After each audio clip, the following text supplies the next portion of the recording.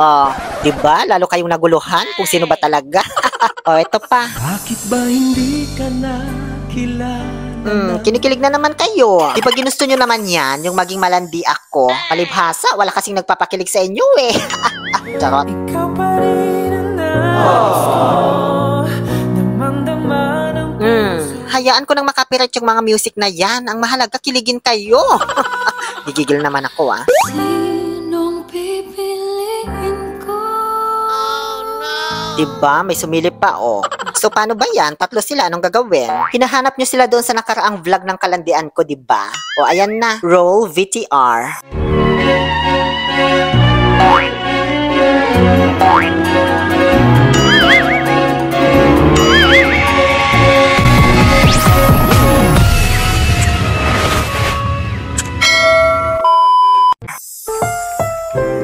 Ang vlog na ito ay rated LPG, labis na patnubay at gabay ng magulang ang kailangan. Maaaring makapaminsala kapag napabayaan habang nagluluto ng sinigang, adobo, batchoy, okoy, ginataan. Ilayo sa mga bata ng hindi mapaglaruan. Hi everyone! Ang lamig-lamig talaga ngayon sa Saudi guys. Hi po! Hello sa mga taga-Saudi dyan na nilalamig din tulad. Grabe, kailan kaya magsa-summer? Para masyado nang mahaba yung taglamig ngayon dito. Nalamig talaga O sadyang nang lalamig lang siya sa akin.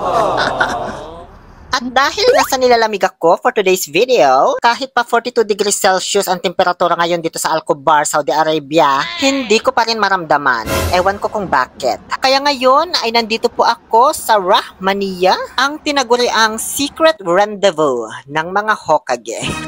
Cause if you run your mouth and brag about the secret rendezvous, I will hunt you down. Para makipagkita sa mga lalaking magpapainit ng aking nilalamig na katawang lupa. Asaan na ba sila? Ay, sino ito? Si Paring Amir. Ba't ako nagtanong? Kilala ko naman pala. At ayan naman po si JV Garcia. So andito na po ang Amber at Javer Love Team. Sa mga nag-aantay po kay Gerald, maya-maya na po siya darating. Dala-dalawa na muna, hindi ko pa kasi kayang pagsabay ng tatlo. Baka mawarak ako. Sa totoo lang, first time po nilang magkitang dalawa ngayon. Matagal na itong nagkakainitan ng dahil sa akin. Charot. Akala ko nga magsusuntukan sila nung nagkita. Buti na lang napakalma ko silang dalawa. Hinimas-himas ko lang. Charot. So habang nakaupo ako dito sa may upuan ng security guard kasi nga wala siya, kung ano na naman naiisip ni JV. Gusto niya daw gayahin namin yung eksena ko kay John, yung ininuman ko yung tubig niya. Sabi ko tuloy, sira ka, hindi sa akin ang tubig na yan, sa security guard yan. Ayan, pinaalis tuloy ako. Shout out nga pala sa mga kababayan natin na nagpa-picture sa kanila, nadamay lang po ako. Wala kasing nagpapa-picture talaga sa akin guys dito sa Rahmaniya. Mga nag-hi lang, ganyan, tapos wala na. Ewan ko ba, natsatsakahan yata sila sa pagmumuka ko. Charot. So saan na ba papunta ang vlog na ito? Ang tagal man ni Gerald dumating. Ito pala yung Towking. Ayan naman yung Jollibee.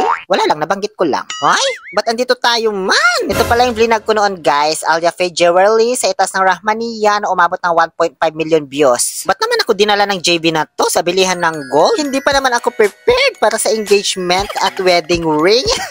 Charot. Wala lang talaga akong pambili. Nag-shake muna kami dito sa may Red Cafe habang inaantay si Rakiterong OFW and Gerald doesn't understand. Avocado flavor kay JV. Strawberry naman kay Paring Amir and mango sa akin. Pero parang gusto kong ipalit kay JB kasi kakulay naman. Oh, para terno na lang ba? Okay. Actually, hindi ko damit to. Wala lang akong damit. Oh. Eh, yung kasama ko may extra damit, bumili siya. Pero hiniram ko. Wala kasi, wala sa plano yung pupunta kami dito sa bar. Sabi mo kahapon. So, palit tayo, sabi ni... Gusto ko itong mango. Bagay daw kami. Mas bagay kami nito? O mas bagay tayo? Mas bagay tayo. Mas bagay tayo. Ay sus, ama ka na JV. Tigil-tigilan nyo na nga ako sa kakapick up line nyo na ganyan. Kung di nyo naman kayang pangatawanan.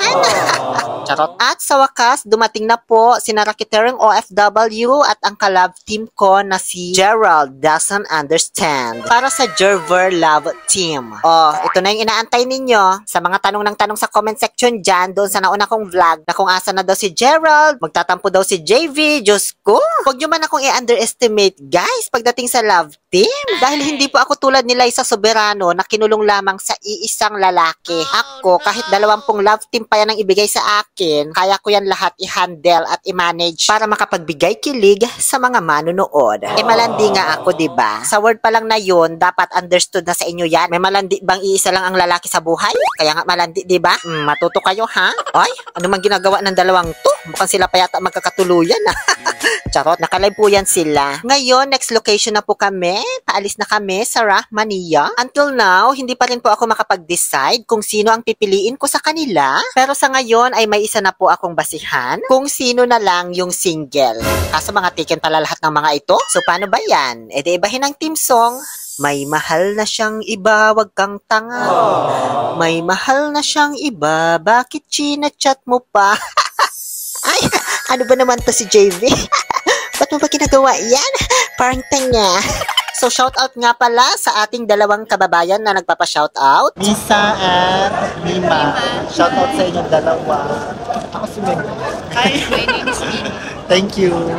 Bye-bye. Ngayon ay andito na po kami sa may tapat ng Pinas Supermarket kung saan nakasalubong namin ang masipag nating kababayan na nagtitinda ng turon, lumpia, pansit at kung ano-ano pa. Siya po si ating ko poong sing-sing.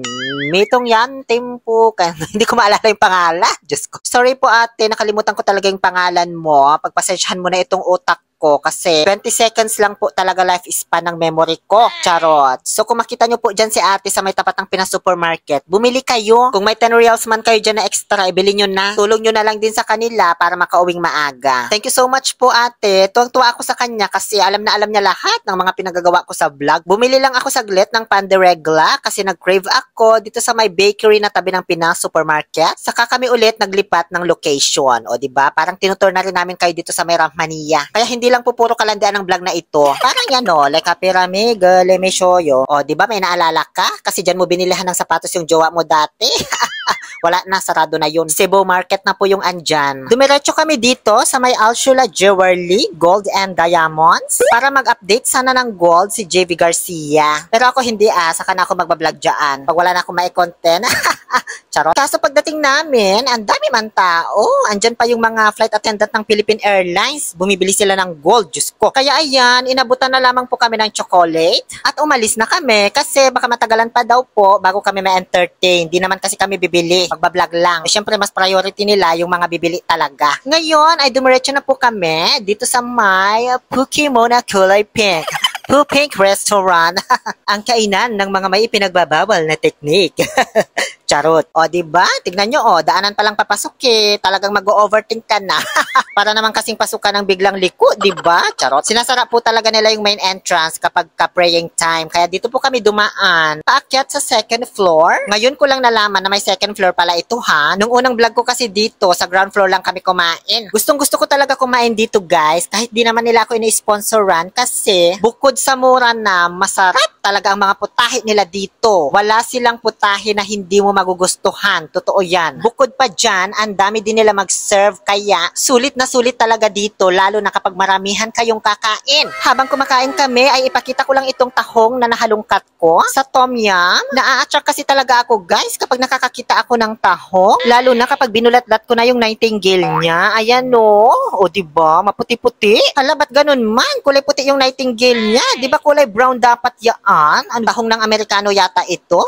Tama na nga. Baka saan pa tayo mapunta?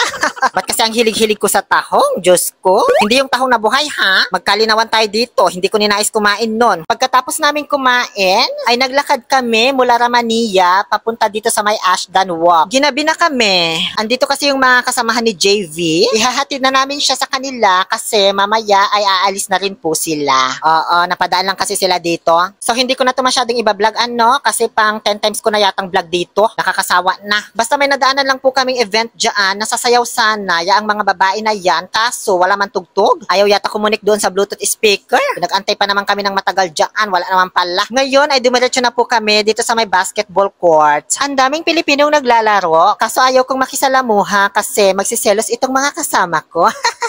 May mga bantay kasi ako ngayon kaya hindi ako pwedeng lumandi sa iba. Charot, ano ako babae? Kung natatandaan po ninyo, diyan kami nagsimulang manghuli ng pusit. Ang dami nga lang tao ngayon, Diyos ko. Ayan po yung mga kasamahan ni JV. Nagpicturan lang kami. Tsaka nagkwentuhan saglit. Nakatapos lang din kasi nilang naming wet. So, shout out na lamang po sa inyo. Especially kay Mami D. Yun lamang po. Bye-bye, JV Garcia. Mamimiss ko talaga tong taong to, grabe. Hoping for more collaborations to come, like Capsicum. Charot. Ganito po karami ngayon ng tao dito sa Cornish. Habang pauwi kami nila paring Amir, Rakiteng OFW at Gerald doesn't understand. Ay, hiningal ako dun na. O, marami na yung lagay na yan dito sa Saudi. Ngayon naman ay tatawid na kami dito sa may ala Shibuya, Tokyo, Japan na tawiran. Nabanggit ko na to nung nakaraan lang sa vlog ko, kaso hindi ganun karami yung tumawid nung binidyohan ko ito. Ngayon, sobrang dami. Kaya makikita nyo talaga yung parabang Tokyo feels. O, diba? Sobrang daming tumatawid din. Feel na feel ko talaga na nasa Tokyo ako, guys, habang nagsisitawiran kami dito. Ang sarap sa feeling talaga. Pagtawid namin ay nagpaalam na rin po si paring Amir. Bye-bye, Amir. Mag-iingat ka. Sana all malapit lang. Parang gusto kong piliin na lang tuloy sa kanila kung sinong malapit. Ano? Para di na ako mahirapan pa. Sabi nga sa kanta, di ba? Ang Pasko ay sumapit, pinagpalit ka sa malapit. Tinamaan ka na naman.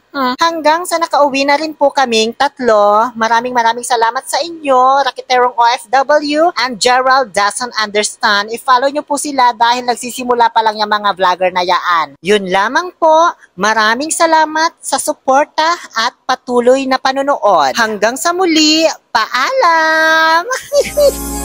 Sa'yo lang titingin.